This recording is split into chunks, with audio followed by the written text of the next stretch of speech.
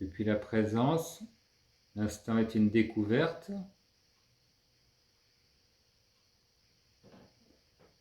Rien n'est programmé.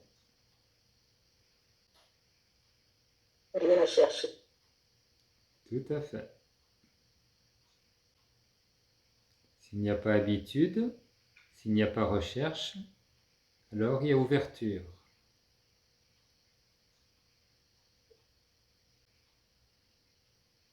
Dans cette ouverture, l'inattendu du corps, l'inattendu du monde surgit.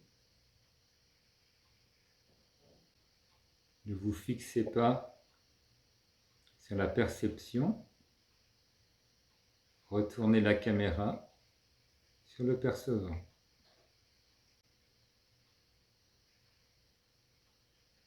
L'attention va à la source de la perception.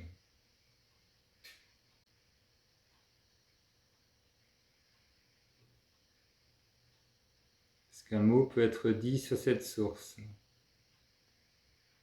Partagez si quelque chose vous vient. Il n'y a pas de bonne réponse, il n'y a pas de mauvaise réponse. C'est une exploration.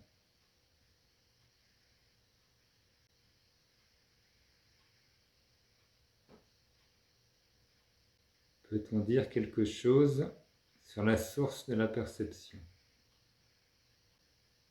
Tout apparaît. Tout apparaît? Oui, au sein de la source. Ah, les choses apparaissent au sein de cette source. Très bien. Je prends ce que vous constatez maintenant, pas ce que vous savez. L'expérience n'a pas d'intérêt ici. Un espace sans limite où tout apparaît. Et oubliez, peut-être c'est quelque chose que vous avez déjà vécu, peut-être c'est quelque chose qui était là l'instant d'avant, c'est égal. À cet instant, c'est neuf, c'est une découverte, c'est frais.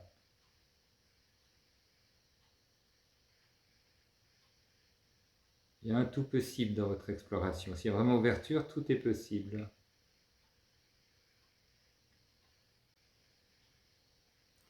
Pour ma part, je constate qu'il y a un profond dénuement là-dedans. C'est totalement silencieux, totalement vide, totalement immobile. Et donc ça veut dire à ce moment-là que si cet espace englobe la perception, ça veut dire que ce vide demeure vide même quand il englobe la matière. Il ne perd pas sa nature fondamentale. Et vérifiez, c'est le constat que je fais.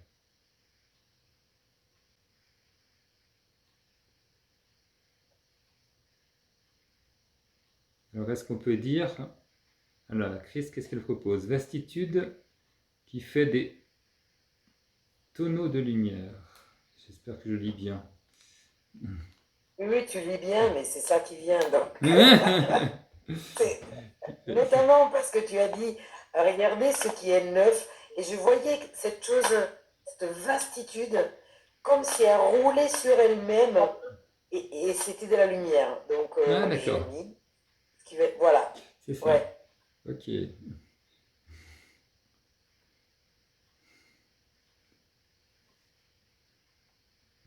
Alors, on dit que on parle souvent Shiva au danseur cosmique. Là, c'est le funambule ou l'acrobate cosmique. Hein.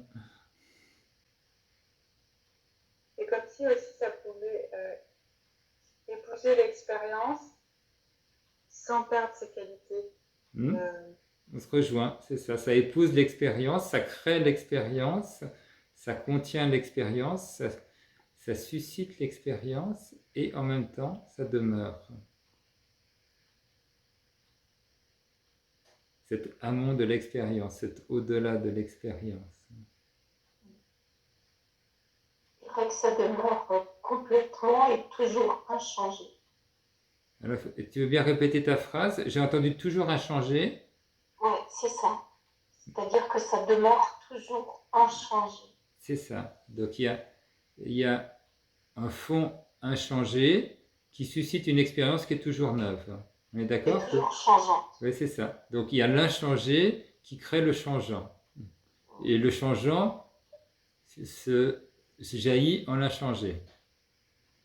C'est ça. D'accord, magnifique. Je dirais que c'est toute chose est perçue Hmm. et que si toute chose est perçue, ça ne peut être qu'une non-chose qui peut percevoir toute chose. Donc ça ne peut être qu'une Non-chose. non-chose, on est d'accord. Hein. Ok. Donc ce percevant n'est pas perceptible. Hein. Ah ouais. D'accord. Voilà. Sinon, s'il était perceptible, il faudrait recréer un nouveau percevant. Et donc, Ça serait une chose. ça deviendrait une chose, et donc il y aurait un percevant qui constaterait cette chose, et le problème tournerait en rond dans cet insoluble. On est d'accord. Ça serait toujours la même direction, ça serait Tout à fait. Donc, pas le retournement. donc cette essence ne peut être perçue. Oui. Très bien. Voilà. Et donc, tu rejoins ce que je parlais de ce dénuement absolu, puisqu'il y en a, voilà, je parlais de ce vide, ce silence, etc. Donc il y a ce rien, suscitant le tout. Après, est-ce que ce rien pourrait avoir une sorte de coloration, par exemple aimante, hein? La question s'adresse à Philippe en particulier.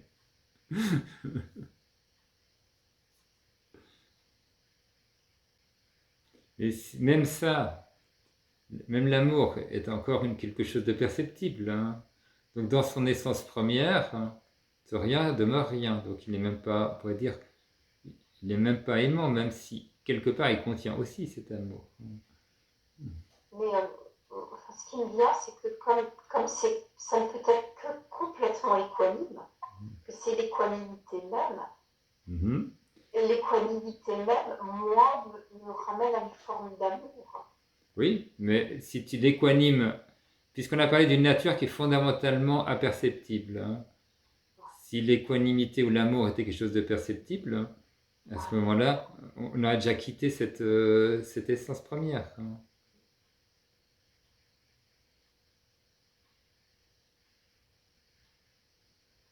Là, on est à un endroit très intéressant, quoi, où il y a quelque chose qui est insoluble. Hein. C'est à la fois manifestement sans qualité et en même temps porteur de quelque chose qu'on pourrait dire une qualité d'équanimité, d'amour, et on va trouver peut-être d'autres choses. Hein. Les deux sont évidents. Quoi.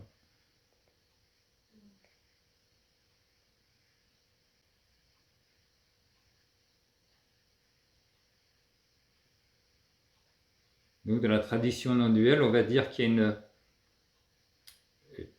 je fais référence à la tradition, mais je parle d'expérience, hein, sinon je tricherais là en ce moment, mais je trouve que c'est important aussi de relier ça à la tradition. Donc, on va parler de la nature absolue de la conscience, qui est imperceptive, et de la nature manifestée de la conscience, qui commence à ce moment-là à prendre ces colorations qu'on peut lui reconnaître comme l'équanimité et l'amour. Et en même temps... Oui. Ce serait les qualités de la présence, en fait. C'est ça.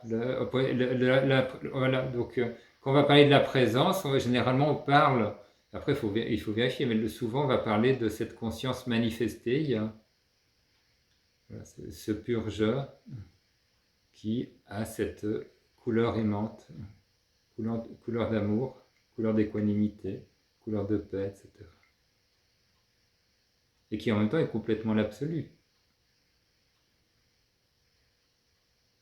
Donc si vous touchez, on pourrait dire, quelque chose qui a une sorte qui a une sorte de coloration, c'est tout à fait possible. Si vous touchez quelque chose qui est sans coloration, c'est tout à fait possible.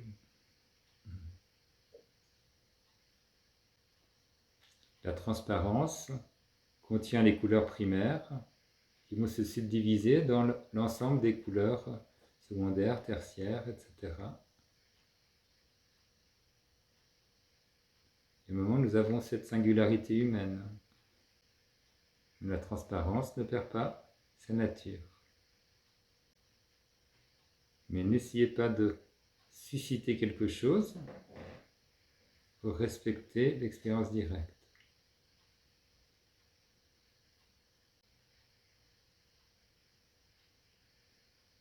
C'est plus simple quand nous acceptons, ok, il y a un voile. Ça évite d'en créer, de superposer plusieurs.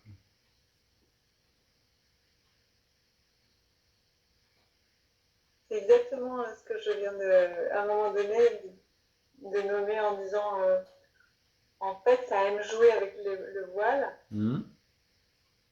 Et en disant ça, il y a quelque chose qui a souri en fait, Très bien, qui a lâché. parfait.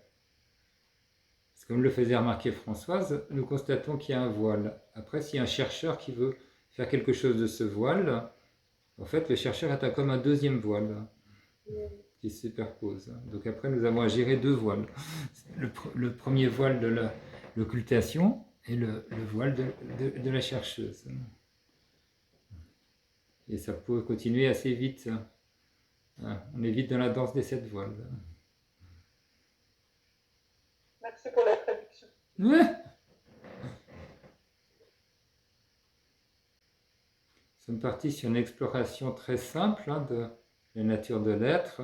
S'il y a autre chose qui est plus vivant pour l'un ou pour l'autre, évidemment, c'est ouvert à vos partages, à vos questions.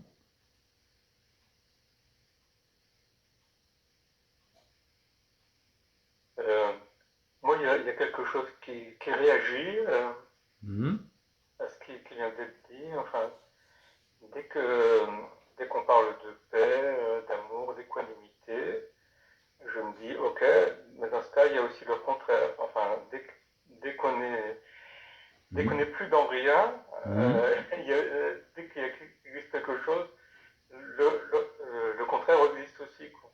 Oui, pas tout à fait. C'est-à-dire, donc il y a la transparence, ce rien, qui crée une couleur primaire. Et le propre de la couleur primaire, c'est qu'elle est sans contraire. C'est ça qui est intéressant, justement. Et c'est important de toucher, quoi. C'est un amour sans contraire, une équanimité sans contraire, une paix sans contraire. Quand il commence à avoir un contraire, on est dans la couleur secondaire. Il y a la personnalité qui est venue, et là, évidemment, on peut avoir amour, haine, indifférence, etc. Et le vrai amour, l'amour primaire, premier, il coule en surabondance sur l'ensemble de la manifestation, sans contraire. Et ça, c'est important de toucher. Vous voyez, donc, quand on va parler de ces constituants fondamentaux de la conscience, justement. Donc, est-ce que tu peux regarder un moment, est-ce que tu peux toucher ça, ce sans contraire? Si tu as un contraire, c'est que tu es dans la couleur secondaire.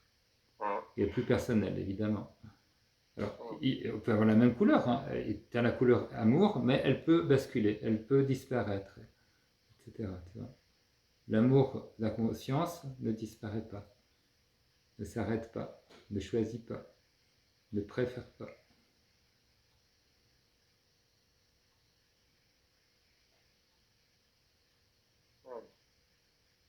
Mais je trouve la question est très intéressante, parce que c'est ça qui va nous permettre de distinguer si nous sommes plus proches de ce pur jeu ou dans le jeu individuel pris par le jeu. C'est le fait de est-ce que tu peux faire naître un contraire? Merci pour cette distinction entre primaire et secondaire.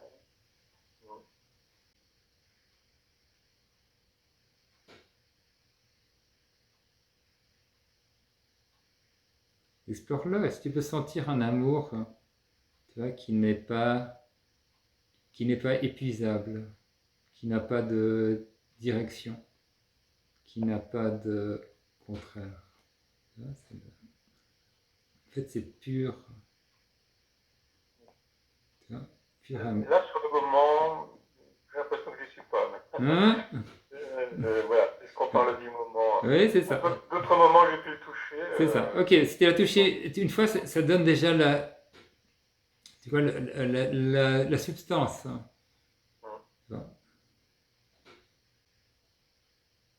Sans contraire, sans effort aussi. S'il y a un effort, il y a une création. On est dans le secondaire. C'est plutôt un pressentiment, là aussi, de cela, plutôt que de le vivre, mais de pressentir que je peux le vivre. Tout à fait. Et c'est tout à fait intéressant d'utiliser ce pressentiment puisque ça parle du fond de ton être. Donc, tu vois, donc il peut être extrêmement vrai. Pour l'instant, tu sens que c'est un petit peu sous-jacent, mais en même temps, ah oui, je connais ça. Mm.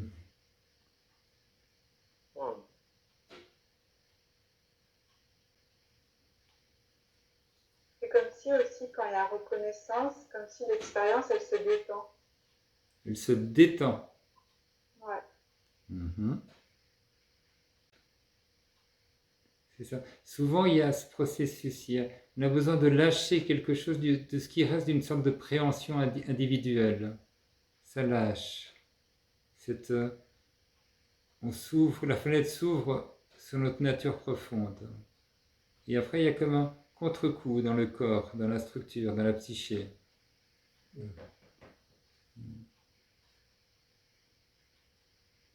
Qui est ébranlé, ou parfois simplement détendu. Ça peut être l'un, ça peut être l'autre. Et c'est pas anodin.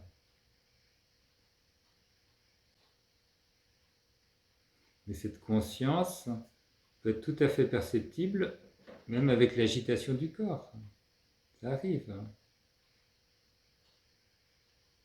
Il peut y avoir toute expérience, puisque toute expérience jaillit de ce rien qui peut prendre cette couleur aimante, et dans ce rien, il y a la tension, l'agitation, le conflit, et mille autres choses. Puisque sa nature fondamentale n'est pas occultée, tout peut arriver. Donc c'est intéressant parfois. Le corps, la pensée est agitée, le corps est tendu, et vous sentez parfaitement présent, parfaitement présence. Et quand il y a agitation, parfois, on a l'impression qu'on ne ressent plus cet espace, quoi. Oui, l'agitation peut être un moteur du voile, et donc ça donne l'impression d'être coupé de la source, mais c'est pas obligatoire. Donc vérifiez. Parce que vraiment, une pensée, il a l'habitude de croire une pensée, il a recréé le voile. Est-ce qu'une tension nerveuse a recréé le voile? Est-ce qu'une émotion a recréé le voile? Mais peut-être pas. Peut-être là, vous êtes fâché, la colère monte, elle est vue, la présence est là, évidente. L'équanimité regarde la colère.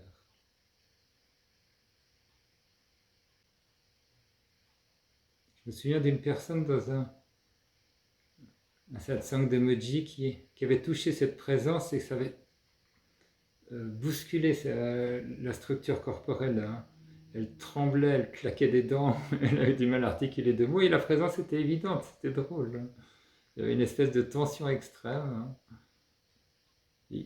Et en même temps, il y avait cette tranquillité, ce fond. Ça veut tout à fait cohabiter.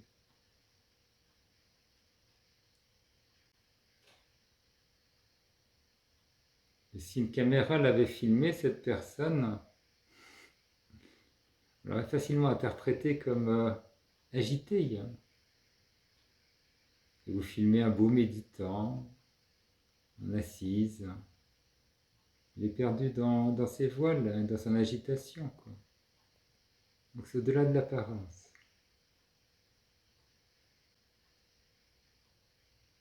C'est toujours là, au cœur de cet instant.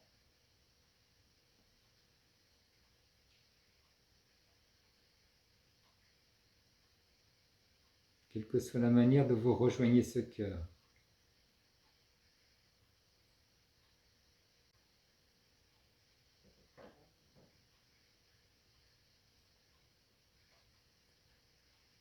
Plus vous approchez de ce cœur, plus ça s'épure, plus ça se simplifie. Peu à peu, la superficie nous laisse.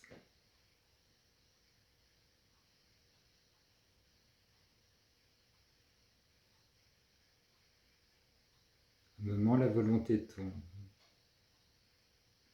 À un moment, la pensée s'arrête.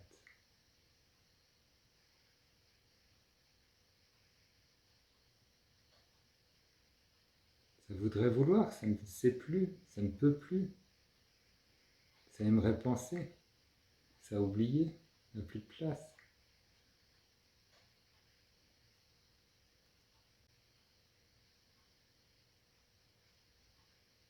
À un moment, le temps s'arrête. À un moment, moi s'efface. Qu'est-ce qui reste? On ne dit rien, mais on ne peut peut-être pas parler de la couleur fondamentale. La couleur fondamentale de rien, c'est la félicité.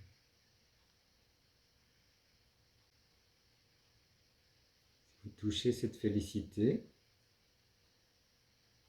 vous avez certainement rejoint rien. Retrouvez votre nature.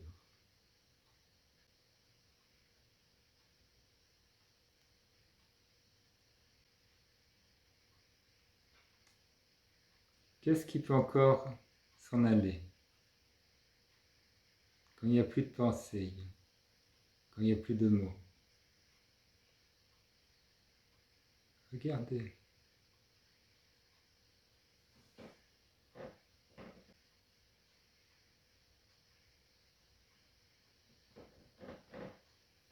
Il y a toujours du ressenti. C'est justement s'il n'y a plus de senti. C'est vraiment le grand jeu de la dissolution, quoi. Il n'a pas de fin. Enfin, si, c'est-à-dire qu'il n'a pas de. Ça peut. Il y a comme un aboutissement de cette dissolution. Quand il n'y a plus personne, il n'y a plus le monde, il n'y a plus la perception, il n'y a absolument rien.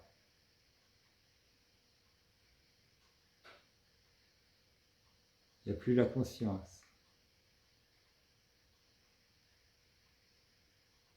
Ça, c'est l'aboutissement, on pourrait dire.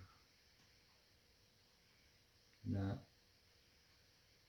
conscience est revenue à son être fondamental, sans perception, sans création, sans conscience d'elle-même.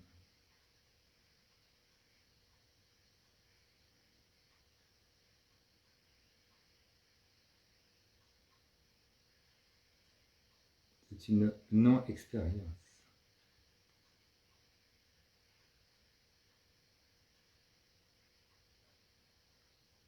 Je voudrais partager une bonne nouvelle. Hein? Ça fait des années peut-être que à chaque méditation j'étouffe, que je très mal à la tête. Et là, ce que je vis là, c'est comme d'habitude. Même,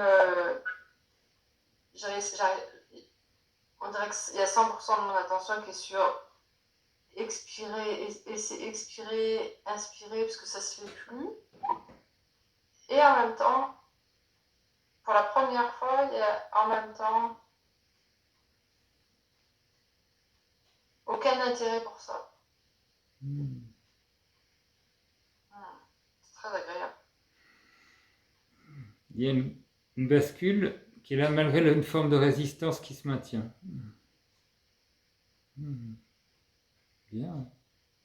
Du coup, je peux même carrément mettre toute mon attention à la respiration pour pas être tout. Enfin, parce que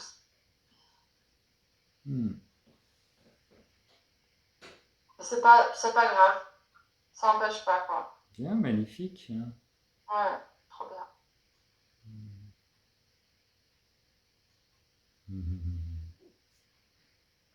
On respire alors. Oui, une savoureuse respiration, j'ai l'impression, à ce moment-là. Non, c'est horrible. C'est horrible, malgré tout. J'étouffe, ouais. Ah, quelle horreur. Mais ça, il y a un endroit qui s'en fiche complètement. D'accord.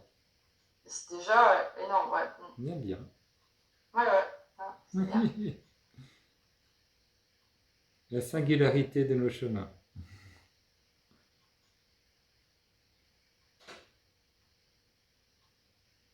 Les particularités, les folies que nous devons passer pour un moment retrouver ce dépouillement qui est évoqué. Mais ça, il peut y avoir comme on peut le voir d'un point de vue très général, comme de grands principes. Est-ce qu'il y a une expérience ou pas? S'il y a expérience, avons-nous conscience du témoin de l'expérience? L'expérience peut-elle se vivre sans témoin?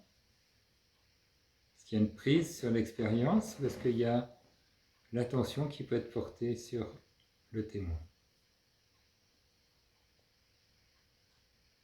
Ou est-ce que ça peut se dérouler tel quel? On ne joue plus, on laisse les choses se faire. La vie se déroule. C'est comme si le témoin se dissout. Temporairement. Peut-être, à vérifier. On a vu, où je crois que ça commence à être perceptible pour tous, tout peut se dissoudre. Le témoin aussi, comme le reste. Il était une forme de manifestation, une forme plus subtile.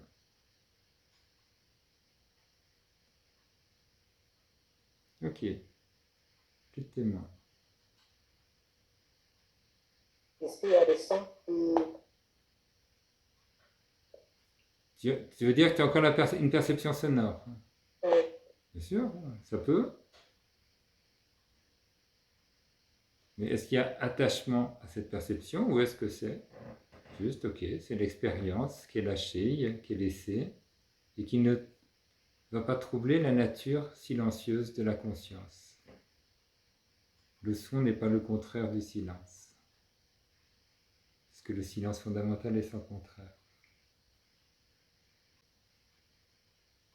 C'est fondamental. Même le marteau-piqueur n'est pas, le son d'un marteau-piqueur n'est pas un contraire de ce silence. Peu importe le bruit. C'est une question de volume, c'est une question de substance.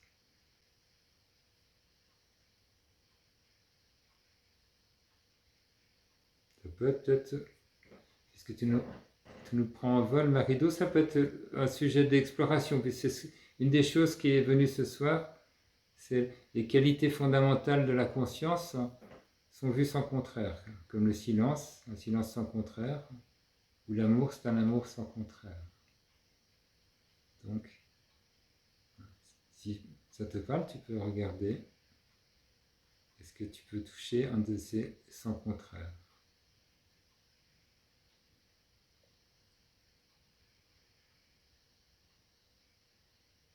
Ou alors tu peux regarder se jouer le jeu des contraires, parce que ça c'est le propre de la manifestation.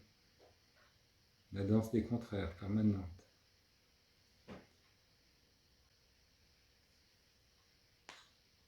Sans contraire, c'est sans personne.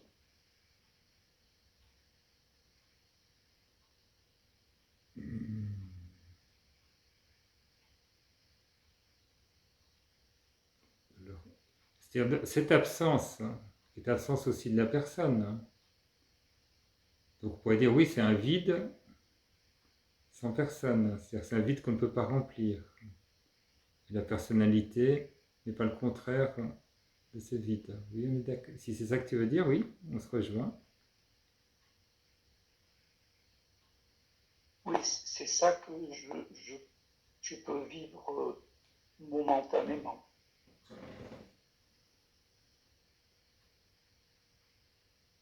Voilà. Donc si tu le vis momentanément, voilà. Garde la conscience que ce n'est pas un contraire. À un moment, tu as peut-être, déjà, il y a eu comme une bascule. Tu es revenu à une idée personnelle, une identification. Mais ce n'est pas un contraire. Le silence n'a pas bougé, n'a pas été altéré.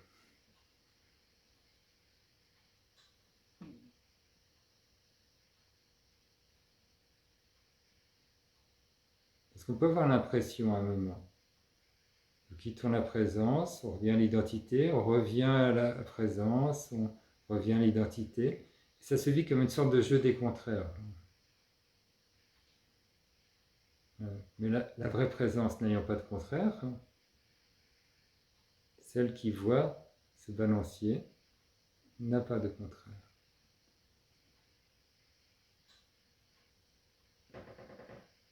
Donc le vrai mouvement, c'est dans ce vide, disparition du voile, recréation d'un voile, disparition du voile, recréation d'un voile.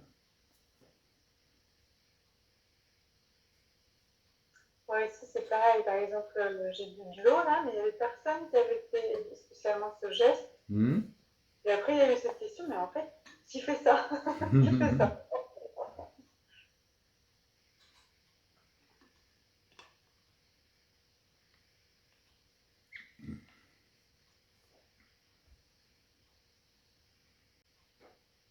Le voile de l'incrédulité.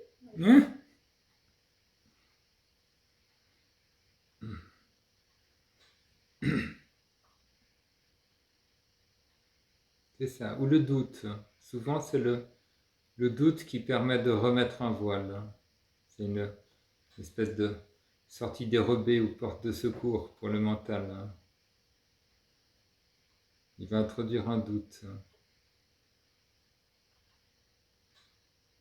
Il va tenir un raisonnement. Et plus nous restons dans la confiance, et plus il y a une simplification qui se fait. Parce que le mental ne va pas réussir à mettre trop de cette complexité dans laquelle il va essayer de nous égarer. Gardez confiance. Vous savez que c'est un jeu passager, du voile, un moment. La présence se révèle de nouveau. Elle n'a pas bougé. C'est un jeu d'attention.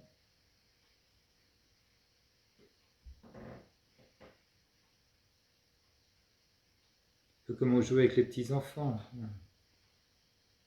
Vous fermez les yeux, vous ouvrez les yeux, fermez les yeux, vous ouvrez les yeux. Quelque chose disparaît, quelque chose réapparaît. Rien ne bouge.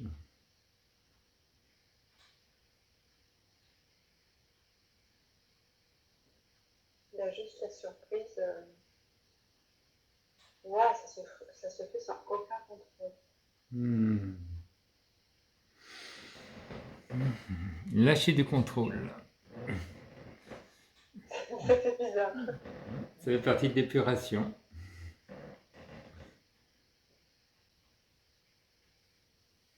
Après, ce qui est fondamentalement bizarre, c'est d'avoir pendant tant d'années fonctionné avec tout ce bric-à-brac. La volonté, le contrôle, le commentaire, le jugement, la croyance, l'identité, etc., etc., etc., etc. Cette immense masse de complexité inutile.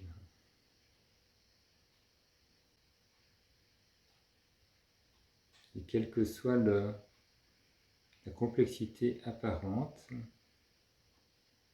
le vide de notre nature est là, nous attend sans nous attendre, tranquillement.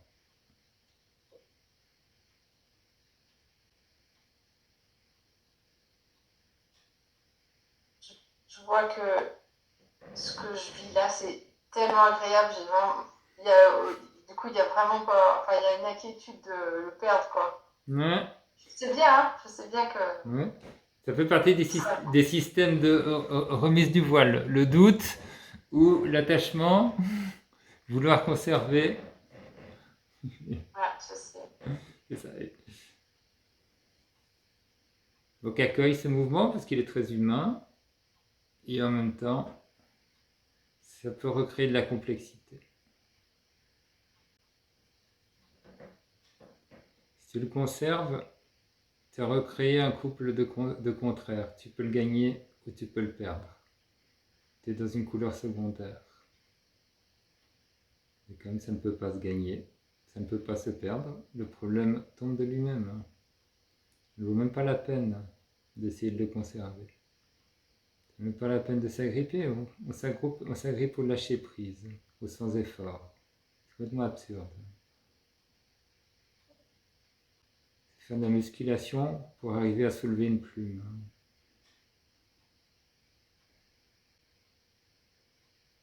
Donc rien à conserver de ce qu'on a vécu ce soir. Mais il y a ce jeu de déconstruction, de lâcher. Ce que vous pouvez garder, c'est le goût, le cap de cette simplicité.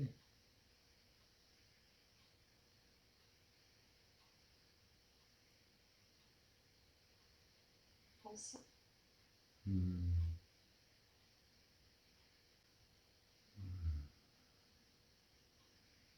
Non, nous restons avec ça, je crois, c'est-à-dire avec rien.